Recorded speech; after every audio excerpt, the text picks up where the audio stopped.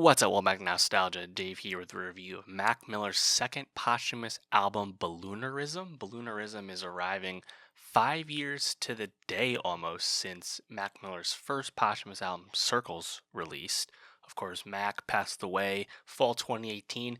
It's been a decent chunk of time since that happened, and as a result, we haven't had too many opportunities to speak about him as an artist, given we haven't had anything new to really talk about. Balloonerism is certainly unique as far as most posthumous albums go because this was a project that was recorded long ago. This was an album completed in the form we're hearing it anyway, long ago. Balloonerism was primarily recorded in 2014, over 10 years ago at this point. Think of the Mac Miller era, post watching movies with the sound off, pre the Faces mixtape. That's the time period we're talking about here. And the Mac Miller estate has said that this album was intended for release and talked about often in that regard. So Mac did treat it seriously if we take their word for it. But ultimately, this album got backburnered for various reasons, thus leading us to hear Faces in 2014 and then later Good AM the following year on the major label. Usually a posthumous album this far removed from the death of the artist is a cash grab formed out of the pilfering of old hard drives. The fact that Balloonerism is in fact a completed project with a specific vision, it's a lot different from some of the posthumous albums we've heard before where they're littered with features because, unsurprisingly, the main artist hadn't recorded enough to actually produce a full body of work, so they had to fill in the space. Think of like the second Pop Smoke posthumous album, a lot of the stuff that Tentacion estate put out, etc., etc. So this is good in that regard. The question of morals and artistic intent still comes up. This is not a project that was publicly released by the artist. Even if they intended to release it, they didn't. In a certain sense, you're disrespecting the wishes to put this out. This is how I feel about a lot of Juice World posthumous music that comes out lately. It's like, oh, he recorded so many songs, and they're on the hard drives all over the place. Yeah, but he didn't put them out, you know. And a lot of times the stuff that doesn't get put out is not put out for a reason. So, I'm not in like full support of it necessarily. That being said, I do think this is a justifiable release as it were. And frankly, I would love to hear something probably a little bit more hard to grasp from Mac, such as the Pink Slime album that was conceived and 2 singles were officially released for, but then completely shelved. We don't even know if that album like fully exists. That's an album that obviously is even older in concept than Balloonerism was. That's something that I would be like super interested in hearing. But I think Balloonerism is still pretty eye-opening because it's from a really important and successful era of Mac Miller's discography, certainly the era I'm most fond of. I love the Faces mixtape. To me, that's his best project, bar none. I'm also a huge fan of Good AM. So this is the general time frame that I'm into. In addition to that, of course, Balloonerism features Delusional Thomas on the song Transformations, the 2013 Delusional Thomas mixtape from Mac, one of his other alter egos. That is also one of his greatest works, in my opinion, something that's not even on streaming to this day, released as a free mixtape, if you know, you know, type thing.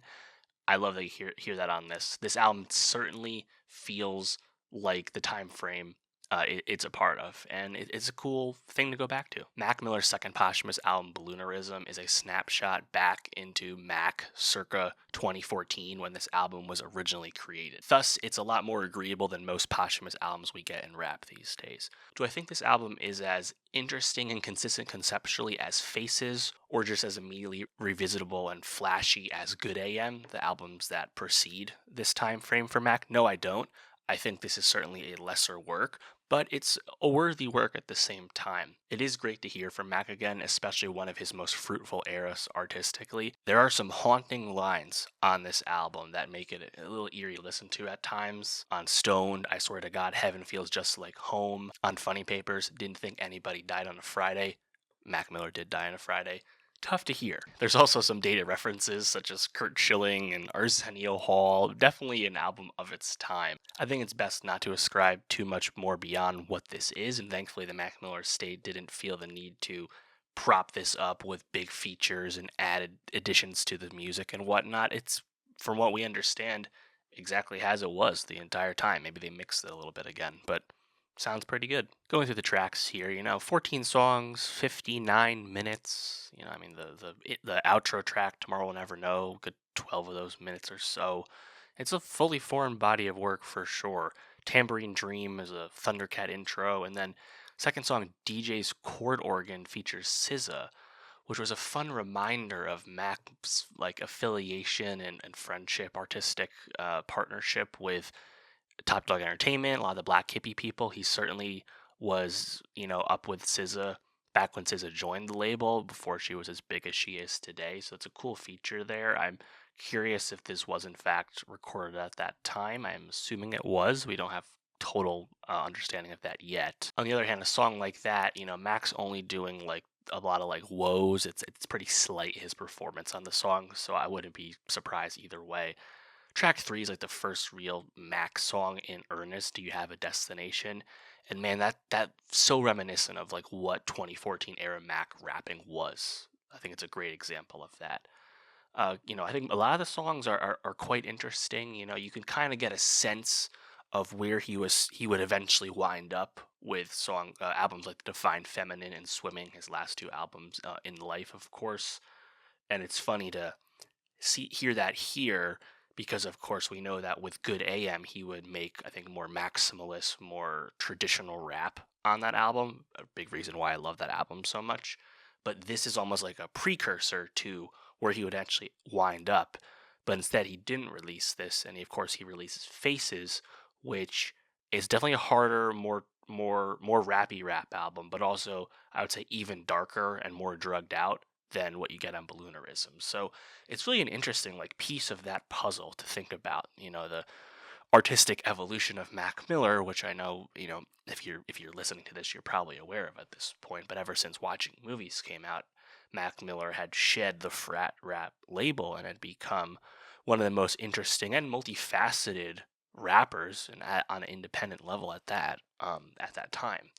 And this seems like a piece of the pie, even if it ultimately is probably the least individual compelling piece of that pie. Like I said, I don't value this album to the way I value basically anything else that came out around it. I mentioned the eerie line on Stone. I think Shangri-La was a big highlight for sure. I really liked that.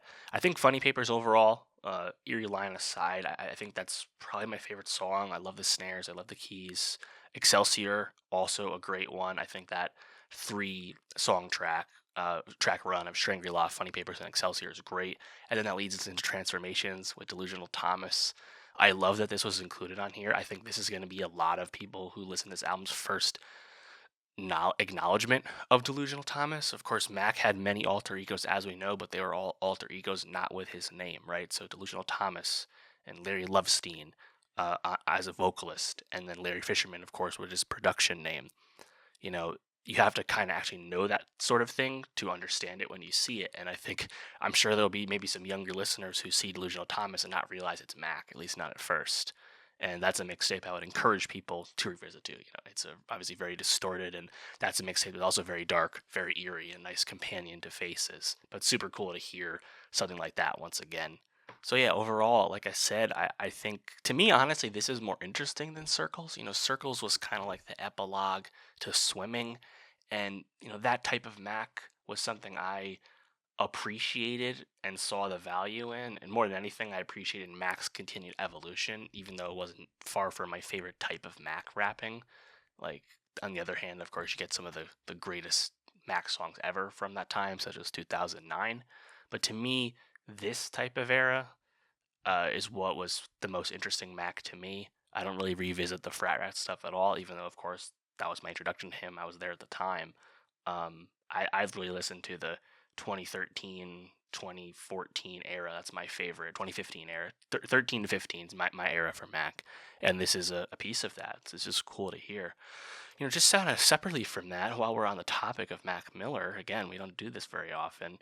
Um, I thought it was interesting what's happened with his music, at least on streaming. His number one song, his most streamed song, is The Spins off the Kids mixtape, 880 million streams. Obviously, that's a song that samples Empire of the Sun. I believe that's probably TikTok aided in some way. That's just funny to me though, because if you were there at the time, of course, the kids mixtape came out in summer 2010, and was the breakout mixtape for Mac Miller as frat rap exploded. If you were there, um, the Spins was a well-liked song, but that was probably like the fifth most popular song on the kids mixtape for the past 10 years. I think of Knock Knock, of course, like the original big hit from Mac, and Kool Aid and Frozen Pizza, Nikes on My Feet, Senior Skip Day. All those songs were significantly more popular than Spin. So it's just funny how times can change and attitudes can change as time passes with stuff like that, and streaming and social media can help kind of advance and repopularize songs with a new life, and that seems to have happened with the Spins. Just kind of interesting. Let me know though, what would you think of Mac Miller's Balloonerism? What's your favorite aspect of it? Let me know. And for more music reviews, more rap reviews, subscribe, and I'll see you next time.